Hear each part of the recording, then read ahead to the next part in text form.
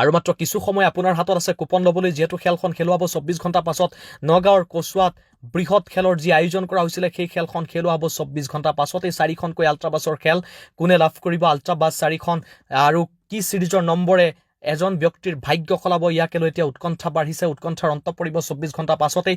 Coupon শেষ হৈছে, খেলৰ যিহেতু ফলাফলৰ সময় চমু চাপিছে। আজিৰ দিনটোৰ কাৰণে আপোনাৰ হাতত আপুনি কুপন ল'ব পাৰিব। কাইলৈৰ পৰা অনলাইন কুপন বন্ধ হ'ব, অফলাইন কুপনো বন্ধ হ'ব। গতিকে যিমান পাৰে আজিৰ দিনটোতে আপুনি স্ক্ৰীণত থকা নম্বৰত যোগাযোগ কৰি এখন কুপন লৈ লওক। যদি আপুনি কুপন লোৱা নাই এতিয়াই কুপন লওক, আপোনাৰ ভাগ্য উদয় হ'ব পাৰে। 4খনকৈ আল্ট্ৰাবাছ ৰখা হৈছে, কেইবাখনো বিলাসী বাহন ৰখা হৈছে, 100ৰো অধিক পুৰস্কাৰ এই খেলখনে ৰাখিছে।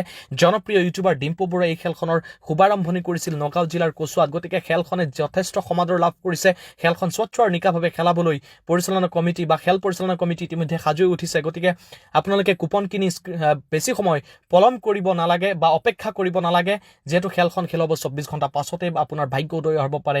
গতিকে শেষ বহীত এখন কুপন ক্ৰয় কৰি আপোনাৰ ভাগ্য এইবাৰ পৰীক্ষা কৰি চাওক। খেলখন খুব সুন্দৰকৈ 24 ঘণ্টা পাছতে খেলুৱাব।